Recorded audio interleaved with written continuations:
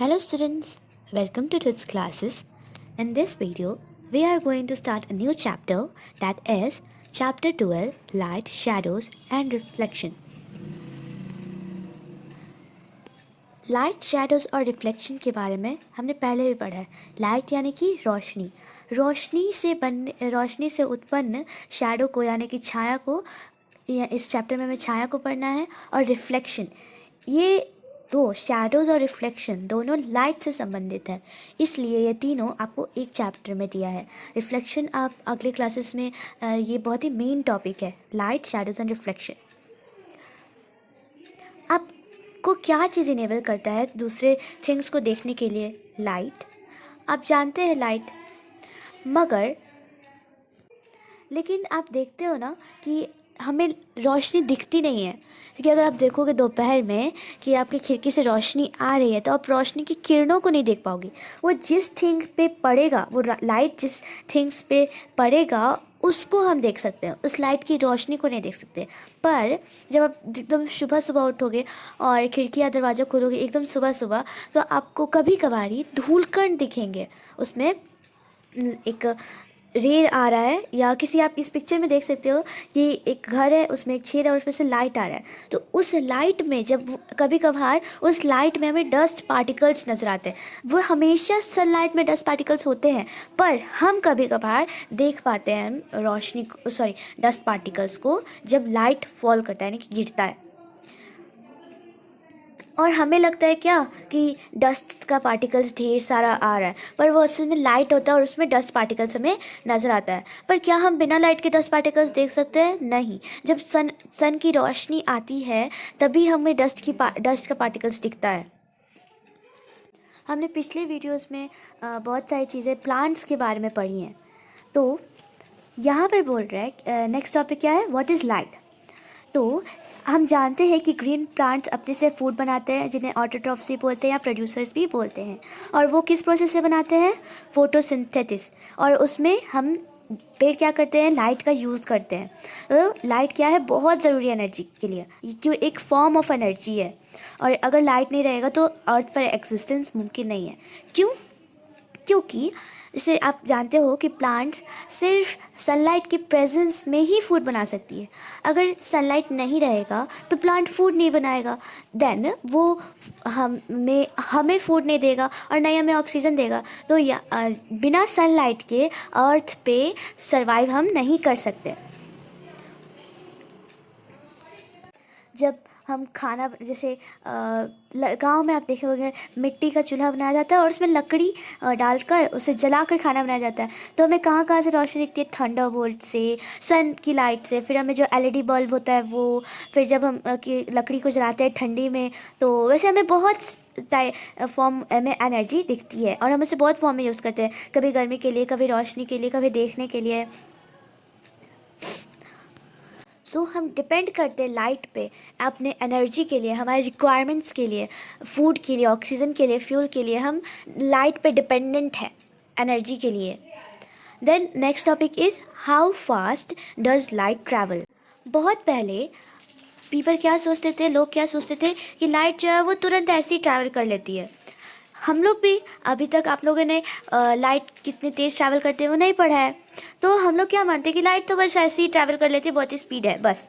लेकिन गैलीलियो एक साइंटिस्ट थे, उन्होंने एक बार ट्राई किया था स्पीड ऑफ लाइट को मेज़र करने के लिए कि एक हील से दूसरे हील तक टाइम कितना, जो लाइट है वो कितना टाइम लेता है एक हील से दूसरे हील तक ट्रैवल करने के लिए। पर वो नहीं कर पाए, क्योंकि लाइट जो बहुत फास्ट है। Speed is about 3 lakh kilometre पर सेकेंड इन एयर, यानी कि वो हवा में 3 लाख की स्पीड से चलता है एक सेकेंड में। ये जो लाइट है उसके बराबर कोई नहीं चल सकता, उसके तेज जितना कोई है ही नहीं।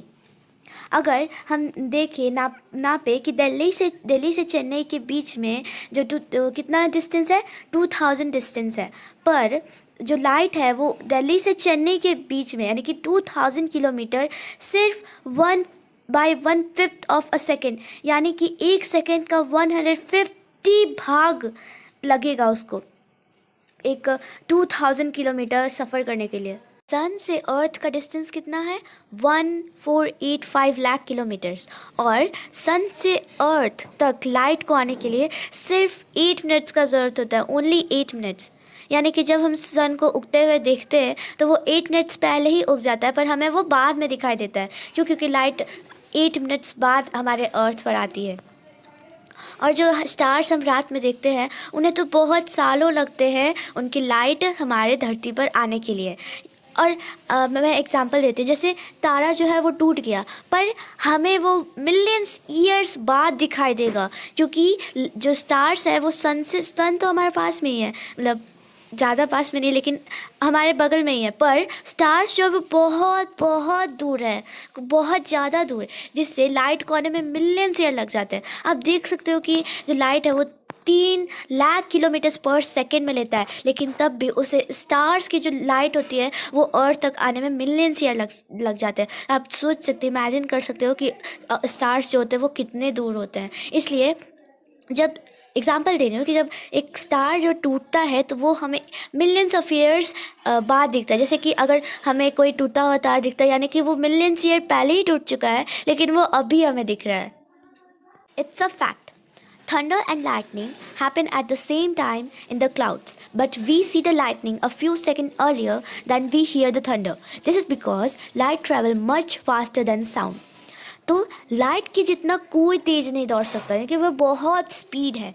तो जब भी थंडर बोल्ट होता है, जब बिजली कड़कता है, तो हम देखते हैं कि पहले लाइटनिंग हमें पहले दिखती है, पर साउंड हमें बाद में सुनाई देता है। क्यों? क्योंकि लाइट जो है वो स्पीड है, उसमें बहुत ही ज़्यादा स्पीड है, इसलिए वो पहले दिख जाती है, पर साउंड जो है वो कुछ सेकेंड बाद हमें सुनाई देता है। Then our next topic is sources of light. हम जानते हैं sources of light, sun, stars, electric bulb, shiny fireflies, जुगनूज और ETC, बहुत सारे जो हमें लाइट प्रदान करते हैं, लाइट देते हैं, रोशनी देते हैं। तो अब यहाँ पे 2 टाइप्स के होते हैं, natural sources of light and human made sources of light. Natural sources of light उन्हें कहेंगे जिनके पास अपना लाइट है, जो अपने से पैदा करते हैं, जिनके पास अपना नेचर ने उन्हें दिया है। तो कौन कौन से है वो? सन, स्टार्स और फायरफ्लाइज यानी कि जुगनू। और हैंडमेड सोर्सेज ऑफ लाइट कहने का मतलब जो जो जो लाइट सोर्स, जो भी सोर्स ऑफ लाइट है इंसान के द्वारा बनाया गया। फॉर एग्जाम्पल कैंडल और इलेक्ट्रिक बल्ब। ल्यूमिनस ऑब्जेक्ट और नॉन ल्यूमिनस ऑब्जेक्ट, इन वर्ड्स के बारे में आपने पहले भी सुना होगा। ल्यूमिनस ऑब्जेक्ट्स उसे कहते हैं जो अपना लाइट खुद प्रोड्यूस करते हैं, और नॉन ल्यूमिनस लाइट उसे कहते हैं जो अपना लाइट खुद प्रोड्यूस नहीं करते। ऐसे ल्यूमिनस पे हमारा सन आ जाएगा और नॉन ल्यूमिनस पे हमारा बुक आ जाएगा। जब लाइट एक नॉन ल्यूमिनस ऑब्जेक्ट पे पड़ती है तो वो चारों दिशाओं में रिफ्लेक्ट हो जाती है, अलग अलग दिशाओं में रिफ्लेक्ट हो जाती है, और यही रिफ्लेक्शन हमारे आँखों में आता है, हमारे आँखों में रेटिना पर जाता है, और तब हमें कोई भी ऑब्जेक्ट दिखता है। दिन के समय हमारा रूम जो है वो पूरा रोशनी भरा रहता है। क्यों? क्योंकि जब खिड़की से धूप की रोशनी आ रही है तो वो रिफ्लेक्ट कर रही है और वो पूरे रूम के दीवारों पर जा रही, इस वजह से हमें पूरा रूम दिखता है कि वहाँ लाइट है। फॉर एग्जांपल अगर आप रात में बल्ब ऑन करते हैं तो हमने क्या पढ़ा, लाइट जो एक सीधा ट्रैवल करती है, लाइट हमेशा सीधा ट्रैवल करती है, लेकिन जब वो सीधा ट्रैवल करके किसी भी ऑब्जेक्ट पे पड़ती है तो वो क्या करती है, अपना लाइट रिफ्लेक्ट कर देती है, और रिफ्लेक्ट करने के कारण वो पूरे रूम में फैल जाती है वो लाइट। इस वजह से हमें रूम का सब कुछ दिखता है। और लाइट जो है वो always travels in a straight line. Moon जो है वो एक नॉन ल्यूमिनस ऑब्जेक्ट है, हम जानते हैं। क्यों? क्योंकि वो सन का लाइट जब उस पर पड़ता है तो वो रिफ्लेक्ट करता है। हमारे जितने प्लैनेट्स हैं वो सभी नॉन ल्यूमिनस हैं, क्योंकि वो क्या करते हैं, सन की रोशनी को लेते हैं और उन्हें रिफ्लेक्ट करते हैं, इस वजह से हमें दिखाई देता है। और अभी जो मैंने आपको बताया कि लाइट जो है वो ट्रैवल करती है एक स्ट्रेट लाइन पे। अब यहाँ पर आप एक एग्जाम्पल देख सकते हो, एक्टिविटी 3। यहाँ पर 3 ऑब्जेक्ट्स रखे हुए बीच में, और सबसे आखिरी में कैंडल है, ठीक है।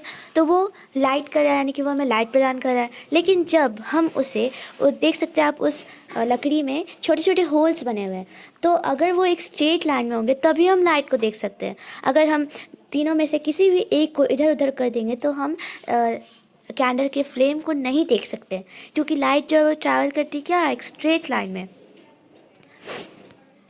अगर आप रात में या अंधेरे में टॉर्च मारोगे तो आपको दिखेगा जो लाइट है वो एक स्ट्रेट लाइन में ट्रैवल करती है। या आप कोई सिनेमा हॉल में गए होगे तो वहाँ पे जो सिनेमा प्रोजेक्टर होता है वो भी एक स्ट्रेट पाथ पे ट्रैवल करता है।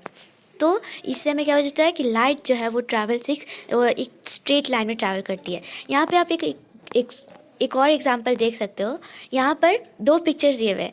अगर ये यहाँ पर रबर ट्यूब है, ये हमारी आँखें और ये हमारी कैंडल है।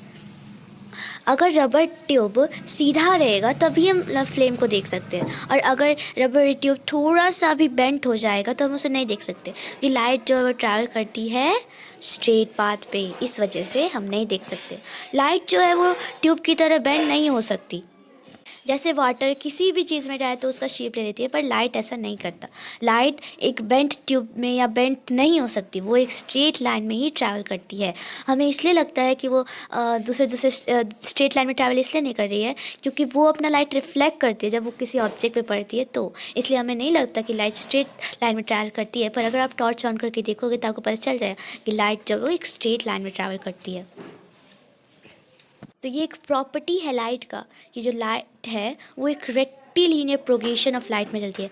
रेक्टिलिनियर मैंने आपको मेरे मोशंस की वीडियो में पढ़ाया है, अगर आपने नहीं देखा है तो मैं उसका लिंक डिस्क्रिप्शन में दे रही हूँ।